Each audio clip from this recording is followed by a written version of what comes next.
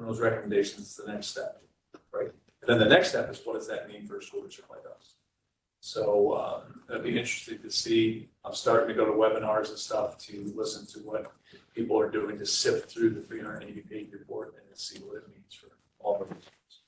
So we'll see over the next month because I'm already at lucky. But then in January, first report is fully out by the governor to say this is what the run is going to be. So then the advocacy starts. So anyway, a lot of things in the air, a lot of juggling, but that's where we are right now. Sound good? Okay, a few things. Any questions? I have a couple, as usual. First of all, the meeting on the 22nd, is that a joint meeting or? Yes. And will that be for? That's fourth one. And then February 5th one will probably be a joint meeting again, and that's back here.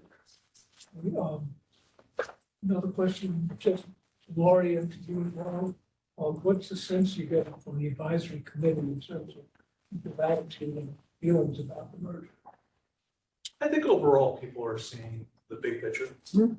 Today, I thought was the most positive Correct. comments ever Yeah. as I a think whole. people are afraid of the unknown, meaning you can't guarantee there's going to be 2 elementary schools and a middle school here. You can't guarantee that these are the people who are going to be on the board and this is going to be the school. You can't guarantee all those things. I think that unknown makes a lot of people nervous, rightfully so, right? But we got to keep reminding people that they have the power through voting people in, through coming on committees, to coming together in collaborative fashion to move that district into a direction that is positive for everybody. So, but it was a lot of good, it was some good information. I expressed to the committee that in all reality, just, this is what we're looking at. In kindergarten, first and second grade right now, combined, it's 85, 92, and 95 students. That's combined. So the reality, if not, Right. do the math, right? And we also talked about the number of jobs. If you take out elementary ed and PE postings, on average, we get just over 2 qualified candidates per position that people apply for. Yeah. And those 2 are probably applying for both or playing in here. Right? So if you really strip it down to a little bit further and go to your Spanish, your psychologists, your science and your math teachers, you're probably talking 1 to 0 qualified candidates. Those are the realities that I think people have to start to see. So we don't have to start to compete against that anymore. And then develop a district where people want to come here. So. And the student opportunities, when Dr. Ziskin and I were walking out, we walked past the cheerleaders and, he stopped and said, that's it right there. There's 5 cheerleaders standing here. How are we going to continue to offer all these different things to our kids when 4 or 5 kids are participating on a team? And on the other side, somebody said, well, we don't want to have boys basketball, we've got 25 kids go up to the varsity team, kids lose opportunities. Well, then it becomes your philosophy. It's your philosophy to build the best programs to make them most competitive. And then you offer things like indoor track. Then maybe you offer things like extra programs for students who might not make those teams anymore. And I'll go to one of those teams. That's where the opportunities. Correct. So those are the opportunities that you can create. So it's not, not dead in the water if the student doesn't get team. But it's your philosophy, right? Your whole philosophy is to make the best district possible. And that includes everything. You can't go halfway. And, you want to be competitive in athletics because you want to be successful. It's accessible. It helps your culture and your community, right? So it's a win-win type of situation. So, anyway, I thought it was very good today, and I thought I think a lot of people are seeing the bigger picture. It's just the unknowns, and we'll do a really good job in some town hall meetings and stuff like that to start explaining and give people the options to talk and really get the information out there about what we're looking for. So. Before we move on, I just want to say a couple things about the Rockefeller Foundation Day report. One thing is that there's a lot of good information about that on the NISBA site, if you want to look into it. And also NISBA is going to be having a virtual conference on February 7th to discuss issues that we want to present to our legislators. That would be one of the issues that we will want to talk to them about. Then on February 12th, there'll be a lobbying day in Albany with NISBA. And it's really a good opportunity for us to engage with our representatives. And so I just wanted to mention it now so you can put it on your calendar, at least for the virtual one. And then if anyone wants to go to the lobbying day, we can carpool, because I will plan to go to that as well. So just to put it out there. I think it was in this connected, was that the paper yesterday or something? The study? Yeah. I think I've read it, and I think that's where I read it. Okay, so moving on, I'll put my glasses on so I can see what we're moving. Okay, so the transportation committee will see you next time. That was just, no, we met, last week, and just talked about, new buses coming in. Remember, we have one of the electric buses coming in, so we're only gonna have to replace 2 buses at this point. And, he needs a van like he does every year, and a truck, not this year, but possibly a year or 2 years later. So nothing really large in terms of any normal, break from the norm for us. Wayne wanted an extra bus if we could, because we're getting the electric bus, but it doesn't allow for that to happen, because of how the grant works out and the number of, and I understand his plight, he's worried about the unknown, but, there's no research going on. So any trip under 50 or 60 miles is a problem, like a bus. So that bus would be earmarked for that right for now, so we get used to what it looks like, how it rolls out, so they'll probably come forward with, the 2 buses, and nothing really changed too much. And the price didn't go up that much, which we are anticipating more, bigger increases in the diesel buses, but they didn't go up as much as they were saying. That's really about it for the transportation. Okay, so move right along to the approvals. And let's see, who's been, you weren't there last week, right? Okay. So I would entertain a consent agenda for B. Now I lost it. Oh, here's the agenda. Okay, never mind. Okay, so for B through, that's what I'm looking for, B through O. I'll make a motion for consent agenda from B through O. Second. All in favor? Thank you. Okay, so we'll start with A, minutes. Any questions there? Okay, I would ask for a motion to approve the minutes. Motion to approve the minutes. Second. All in favor?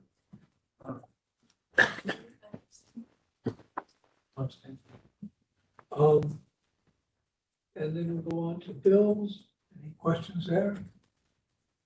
As usual, I have questions. This time when I was looking through them, I tried to anticipate your questions. I was like, oh, Mark's gonna ask about that one.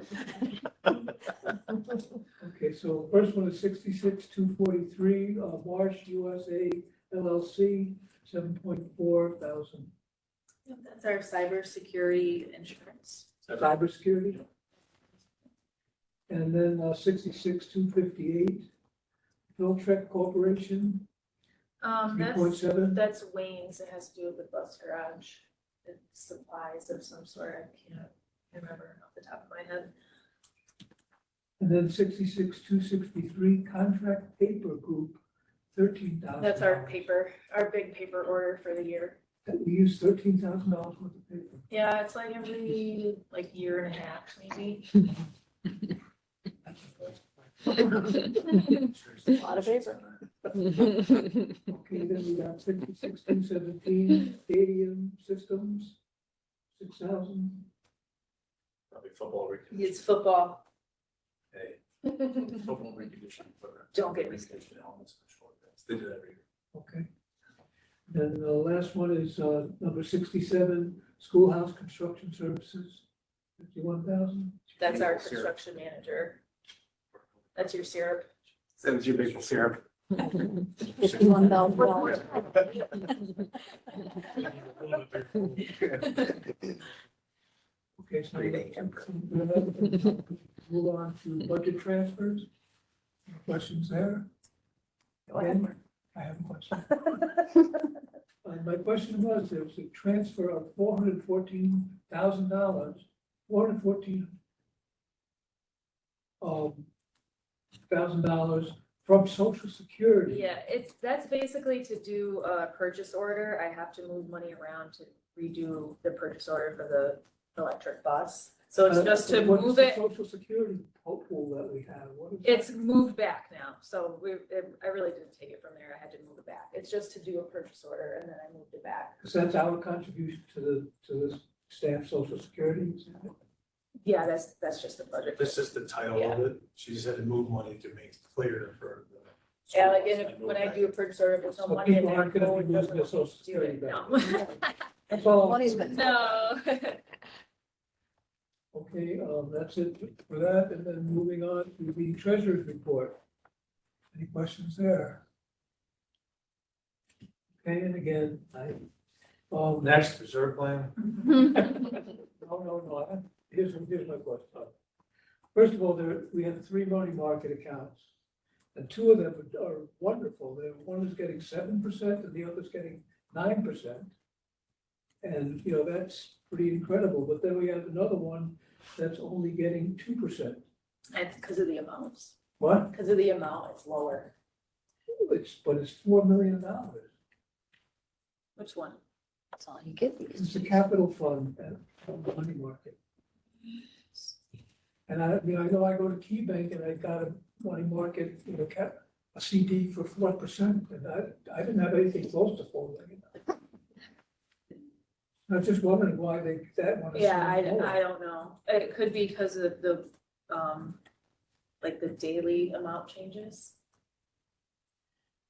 Because I just think, I mean, you know, because what we're looking at with something like that, and why I'm concerned about it is at the 2% level, we're getting $84,000 a year in interest. And if it went up to 4% even, you're looking at $168,000. So that's, you know, that's a significant amount of. But some things you can't transfer into. Like, in a perfect world, we want all of our money in high interest accounts. It just, some things don't work out that way. Like, there's only some things you can put in certain accounts. And then there's some accounts that go up and down so much that, yes, you look at a $4 million account, but and one day it goes down to 200, you know, to 2,000, goes back up to 2 million, down to 4,000. So there's a lot of mitigating factors to it. If we get the full amount, we would. You know, I guess I could promise you that. But Leah, why don't you just, can you look into it and just send a Yeah. response back? I'm pretty sure it's one of those things. But she's been really proficient in terms of looking at, you know, where we put our money. There's just some rules sometimes where you just can't put it in certain No, areas. that's, the only reason I'm raising it is I was so impressed with the other 2 that are getting Yeah. such a good return. Could just be the amount of time it's spent in the account at the end of the month because of the transfers and not all in. That's possibly what I'm keeping my eyes on. Yeah. I need to Okay, anything else on? Okay, so we move on to the reserve plan. Any questions there? very similar to each year. Yes. But then we had one. And the school tax collectors report, anything there? I have a question, sorry. My question is, you know, the tax levy is 7.2 million, and the amount collected is 6.5 million, so that's $700,000 that we're not getting at this point. How do we go about making up that difference? The county will pay us the 720 plus the 21,000. They'll pay us those 2 amounts in March. Okay, so we to will, make us whole, yeah. that will be made up. Yeah, Okay. Okay, and then moving along to Canajoharie County School Tax recapitulations. Anything there? Jen isn't here to ask about the home run program, but I assume it's just a re-up. Yep. Any questions on that? Same thing. Then turnabout, same thing, that's middle school level.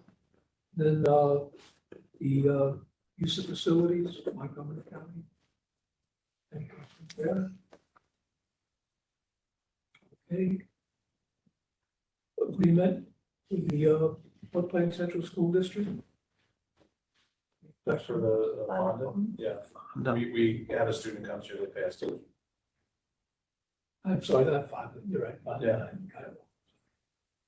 Still thinking about the merger. And then the wellness policy, It's our final agreement. We can change suggestions. and it's in there. The New Leaf Palatine Solar, So it's another solar agreement if it ever goes through. So. that's the whole- so this is in addition to the major one that people were got. Yep. And then agreement with Albany Medical College. Yeah, we finally got, we didn't think we'd get this back in time, but we did. Remember the thing we talked about in terms of the telehealth? This is the final agreement, so we can get the ball rolling on this, and then there's a flyer in there, you can take a look at and read it. We would send out to parents to get, let people know that this will be another option for our students in school. So we're really excited about this, and It's We a also- pilot, it's a pilot program. yeah, we also started to talk to them again about a health-based clinic here too, and they're open to that. So we talked to another set of administrators in Albany met as well. And we just got word that Dr. Rao's office is closing one in Fort Plain. So they have one less, I don't think they have much of medical services over there left. So we sent that to Albany Met too, to just justify, the need in our communities. So we'll see what's happening. So they're gonna do some training, hopefully over the Christmas break. We're gonna bring a couple people in to get some training. And then, holiday break, excuse me, and then we'll roll this out to parents in January to get everyone's permission, and then we'll officially go online probably by the end of January. So excited, By when? hopefully by the end of January. Any questions there? Okay, I would entertain a motion to approve the consent agenda. Motion. So, All in favor? Aye. Thank you. Moving on to personnel, again, I would entertain a motion for consent agenda. Motion. Second. All in favor? Thank you. Both see sublist. So the sublist. Anybody see anything there to question? Okay, we'll move on. Then the special education teacher appointment. Yep, this teacher actually gave us the letter that she did receive tenure in her last district. So that goes from 4 years to 3 years, statute law in New York State. If you get tenure in another district in the same discipline, you can go from 4 years to 3. So this is just updating that. She was originally 4, but she gave us the letter, so we adjusted it to 3. Appointing order. Okay, I would entertain a motion to approve the personnel consent agenda. Second, second, all in favor? Aye. Thank you. Old business, presentation topics. As you know, we have, 3 meetings with, Yep. and, so we need some topics to discuss that are outside the business meeting. And if anyone has any, I would be welcome to hear them. If not, I have one, anyhow.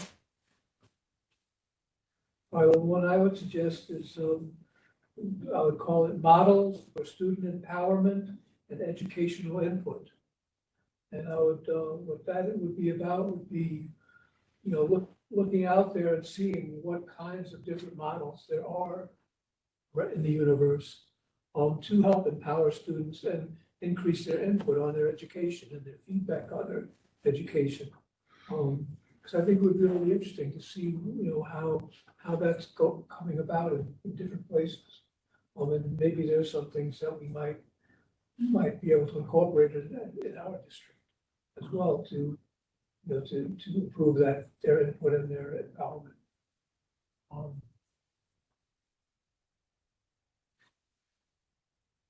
Anything else? We've heard from Jen's. More of like, there's something from Jen's section of the school that we have, I don't think we've ever In terms of, special ed.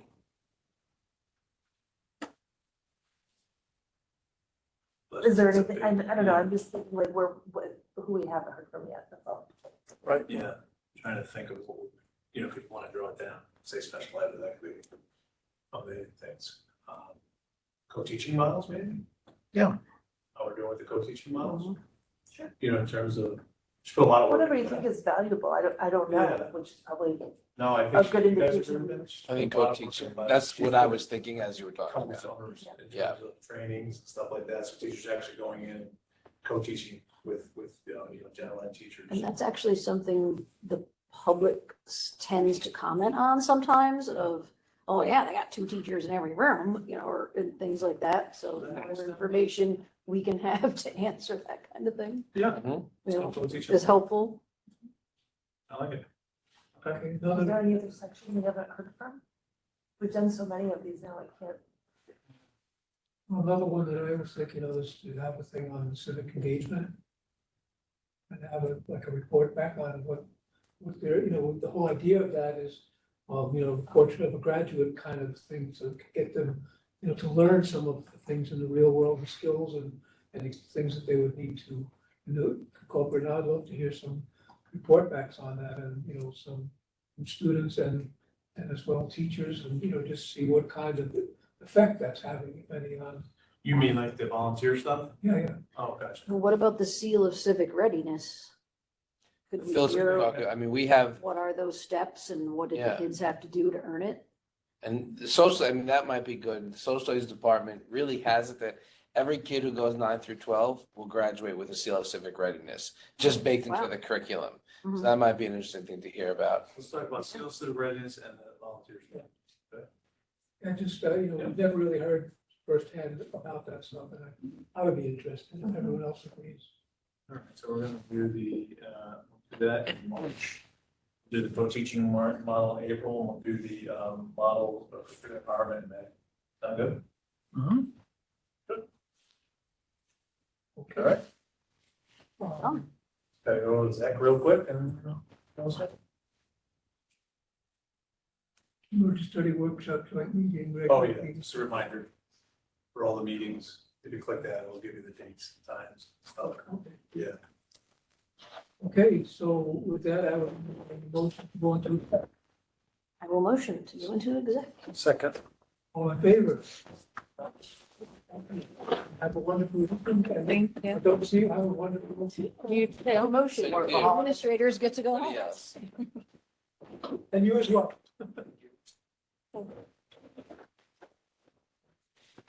You know, All in Motion, favor?